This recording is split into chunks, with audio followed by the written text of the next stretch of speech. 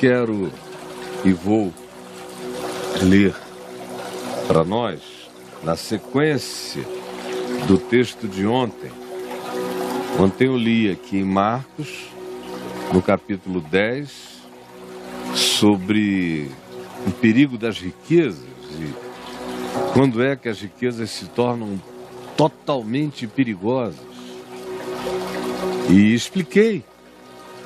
Quem não assistiu ontem, procure no meu canal no YouTube ou mesmo no Face. Essa mensagem está lá, de ontem.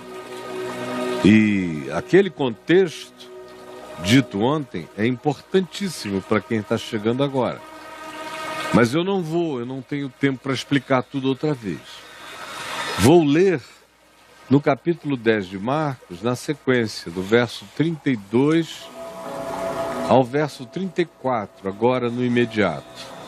E que diz assim: depois daquela conversa toda, quando eles viram e quebraram, deveriam pelo menos ter quebrado a falsa ideia de que riqueza é sinal de prosperidade, conforme Jesus disse, não é, ao contrário, é difícil um cara que ama e confia nas riquezas entrar no reino. Muito difícil. É um milagre de Deus que qualquer um entre.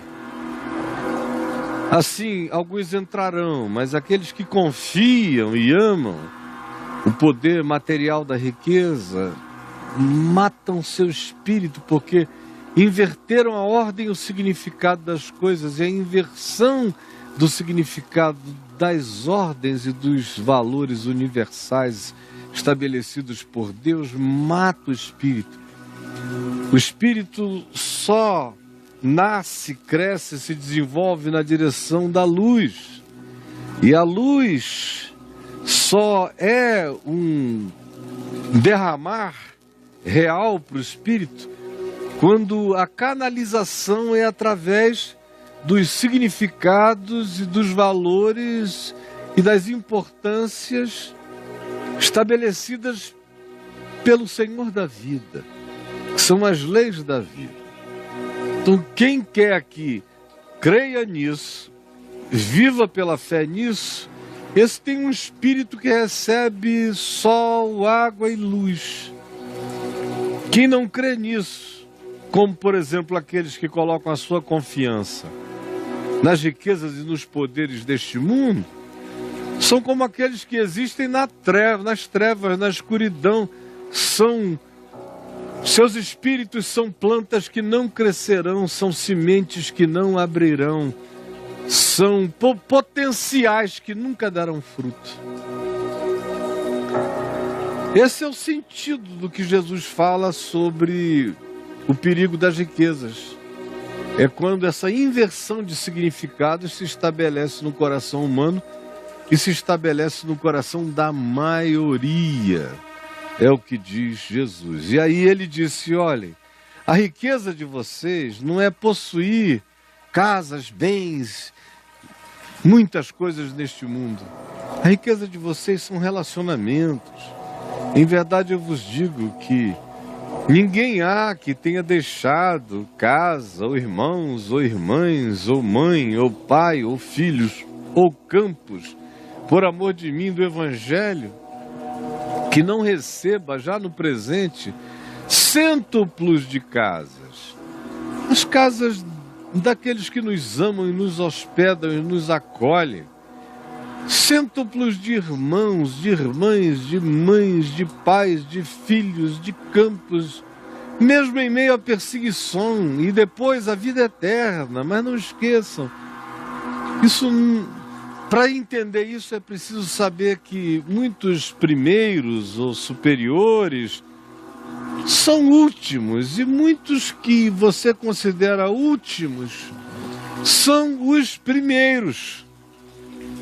Porque o significado da vida diante de Deus não está organizada conforme o significado perverso da existência, que tem nos símbolos da vaidade as suas importâncias, que na realidade são os encobridores do sol da vida, da luz da vida, da água da vida, do pão da vida, da nutrição da vida para o espírito. Por isso, quem se alimenta daquilo que não alimenta o espírito, mantém o corpo para lá e para cá, mas o espírito está morto. Uma vez que Jesus disse isto, se prossegue dizendo: estavam eles, Jesus e os discípulos, dali para frente, andando de caminho, subindo na direção de Jerusalém. Jerusalém é um lugar alto, 800 metros, em relação ao nível do mar. Estavam subindo para Jerusalém e Jesus ia andando na frente deles. E eles iam atrás, admirados, perplexos, e os seguiam tomados de apreensões. É interessante como essa afirmação acontece logo depois de que se disse que Jesus relativizou o significado e o poder das riquezas, dos bens, das posses. E disse que o sentido, o valor e o significado das coisas era invertido. Que aquilo que os homens consideravam elevados era muitas vezes e sempre abominação diante de Deus. E eles tiveram a vida virada. A cabeça não processava o que Jesus estava dizendo, como na sua mente também. Demora tanto tempo para alguns entenderem o óbvio do Evangelho de Cristo. E eles iam andando sem saber, não sabiam mais o que lhes daria segurança. O chão lhes foi puxado. Aliás, o chão lhes vinha sendo retirado sistematicamente e ainda seria para sempre retirado o chão das seguranças presunçosas. Lhes foi e nos é retirado todos os dias. À medida em que o Evangelho vai entrando na gente, essas ilusões do mundo, da vaidade, do curso enlouquecido, ensandecido da civilização humana, vai sendo alterada pela presença do Evangelho, e na chegada muita gente fica completamente desnorteada, entra em pânico, porque percebe que vivia em cima de ilusão e mentira, que cultuava significados que simplesmente são abomináveis diante de Deus.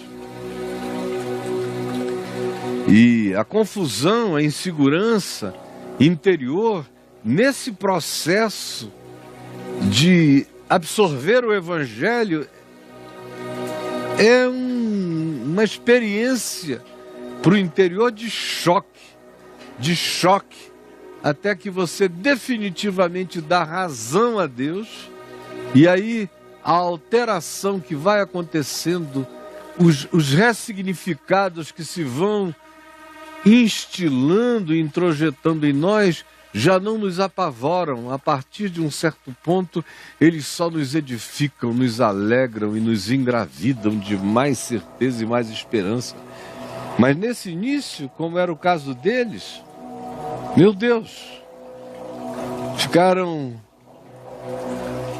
perplexos e o seguiam, tomados de apreensões de todos os tipos. O que a gente fez? E agora? O que nos espera? Como é que a gente vai viver? Se ele está dizendo que tudo aquilo pelo que nós nos esforçamos e demos a vida e nos matamos e dissemos que era o sentido da vida e o objetivo da existência, não é mais. Que é amor e relação que dão sentido à vida. E que nós não estamos contidos à carne, a sangue, a DNA, que a vocação é universal, é para expandirmos o acolhimento e a valorização do significado do encontro humano, porque esse é o grande tesouro da vida. Mas para nós isso é vago demais, a gente quer algo para pegar. E dizer que é meu. E ele vai tirando e solapando esse chão de seguranças materiais e quantificáveis. Por isso eles, em perplexidade, o seguiam tomados de apreensões. Como acontece com você hoje. E Jesus os tomou e os levou outra vez a um lugar à parte, fora da estrada. Os chamou num canto, os tirou da via dos transeuntes para um lado. E eles ficaram à sua volta. E Jesus passou a revelar-lhes as coisas que deviam sobrevir. Estavam também tomados de apreensão pelo que já não era a base de segurança da vida, que Jesus foi solapando tudo. E estavam tomados de apreensão com relação a esse silêncio de Jesus que andava na frente deles na direção de Jerusalém, sem conversa, uma determinação chocante. E eles ficaram num limbo de angústia. Para trás não tem mais nada. E para frente? É duro quando você chega nesse momento existencial da vida em que para trás não tem mais nada. Tudo que tinha valor não tem mais. Tudo que foi objeto da sua ilusão deixou de ser. Tudo aquilo que foi motivação enganosa foi desconstruída. A mentira como propulsor foi desligada. Então, para trás, o que tem? Vácuo. Eu vivia no vácuo. Para trás não dá. E para frente? Ele não diz, ele não explica, está andando adiante, célere, direto, dizendo que eu siga sem saber de nada. E o indivíduo fica tomado de apreensões. Aí olha só como é que Jesus resolve a situação.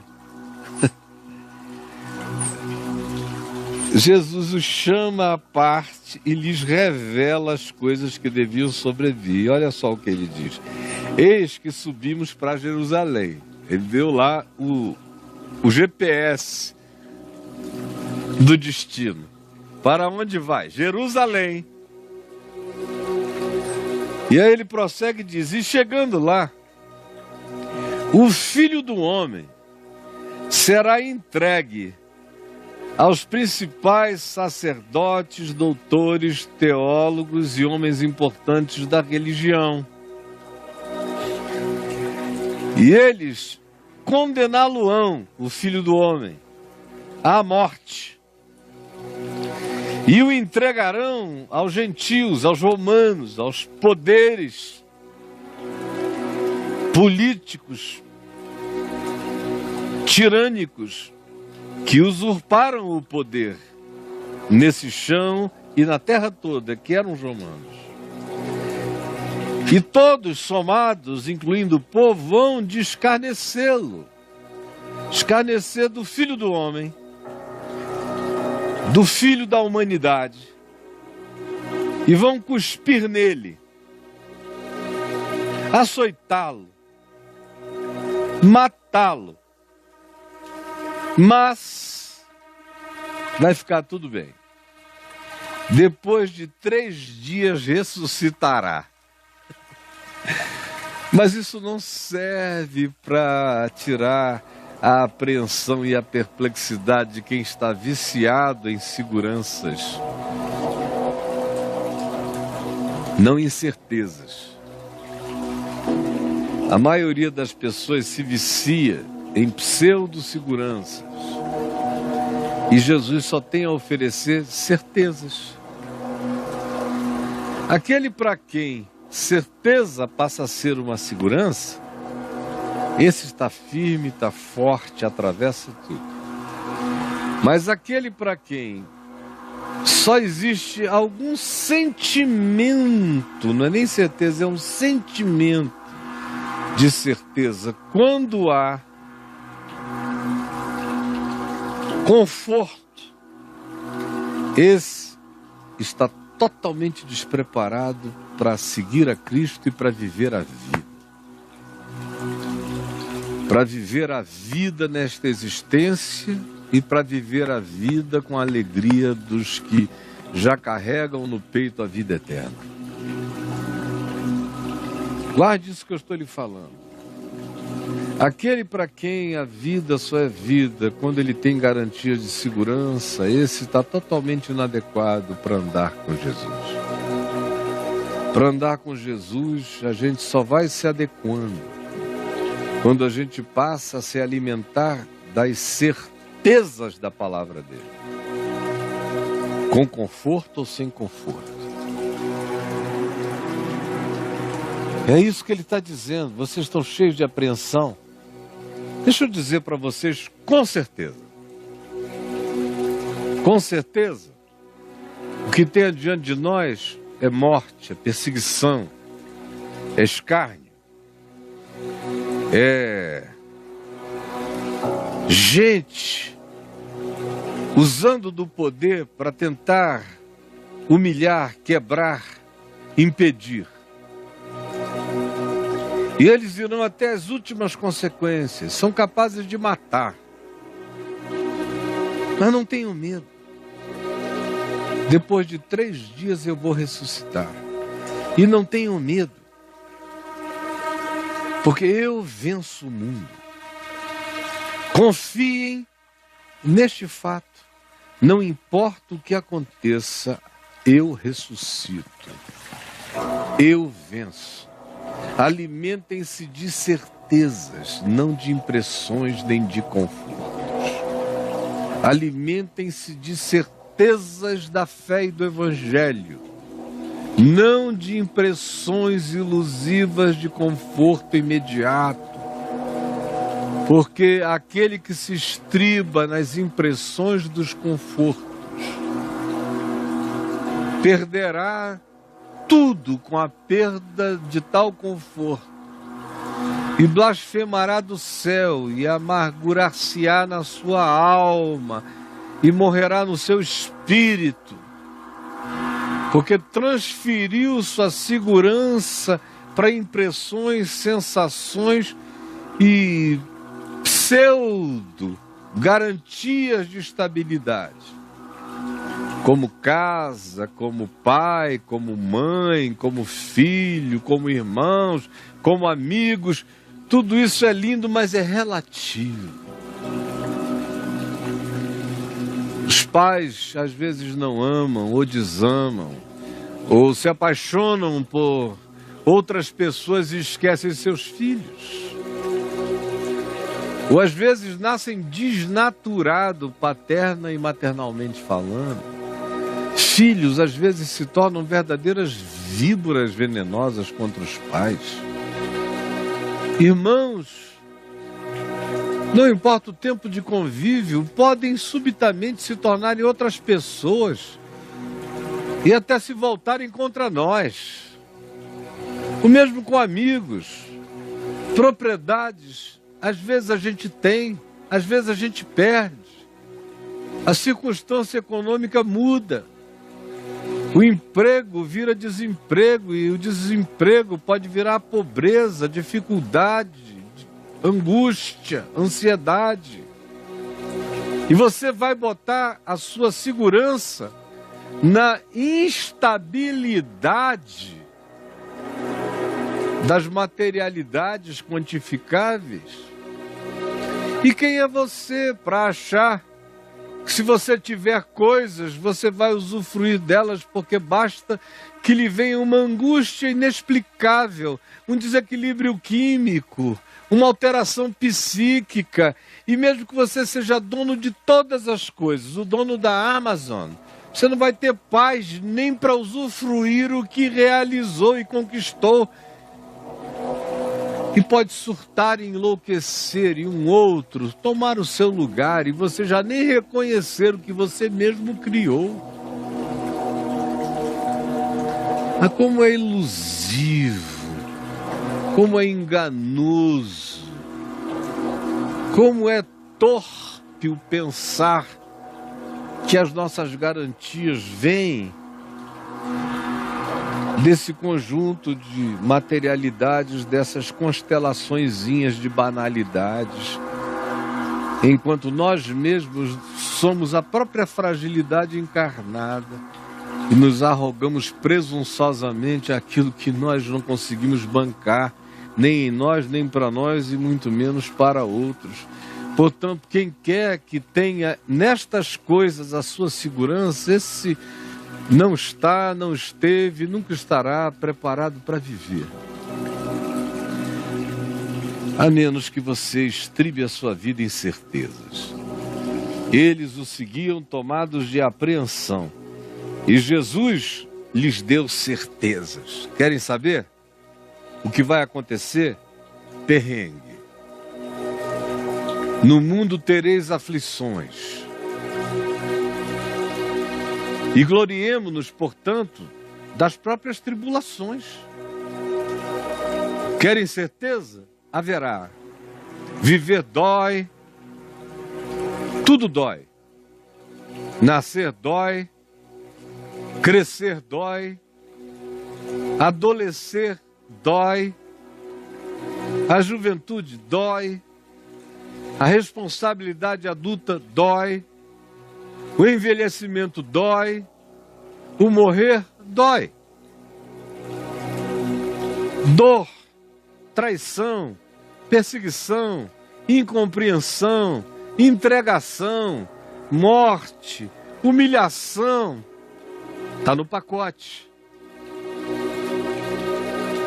Agora, tem uma coisa que vocês têm que saber. Existe a ressurreição. Eu vou passar por isso tudo e no terceiro dia ressuscitarei. Me sigam, quem me segue, atravessa isso tudo e desabrocha na ressurreição. E quando você aprende a carregar a certeza da ressurreição, aí tudo mais se torna castelo de areia em total desimportância. E o desapego é crescente no coração. E quanto mais desapego, mais equilíbrio, mais lucidez, mais liberdade, mais coragem. E quanto mais você estribe a vida na certeza da fé, na palavra que não mente, na palavra da realidade que diz: no mundo é assim mesmo, mas tenham bom ânimo. Eu sou aquele que ressuscita de entre os mortos. Eu sou o filho do homem, e todo homem que queira ser filho da esperança do filho do homem viverá e atravessará todas as tribulações, sabendo que ele já é habitado pela ressurreição dos mortos. A minha invencibilidade é saber que nada vai me impedir de viver como um filho da ressurreição, nem a morte, nem a vida, nem as coisas do presente, nem as do porvir, nem altura, nem profundidade, nem anjos, nem principados, nem potestades, nem poderes, nem qualquer criatura de qualquer dimensão, nem demônios, nem diabos, nada poderá me separar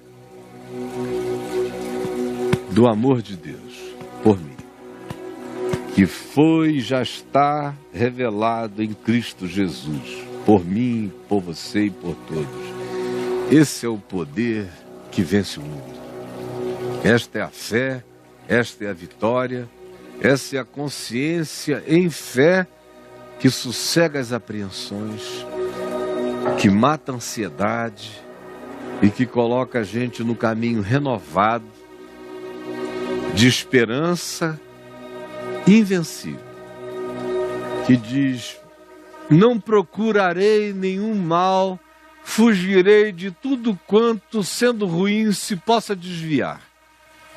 Mas aquilo que porventura me chegar, me vier e me visitar, ou aquilo que se interpõe na direção do meu caminho e da minha missão, e que me acometa como dor, não me matará. E se me matar, não me matará, porque eu já não sou mais alguém que possa ser morto. Eu sou a própria manifestação da ressurreição, como uma existência que se move na pulsão da esperança eterna. Todos os dias. Isso é poder, isto é força.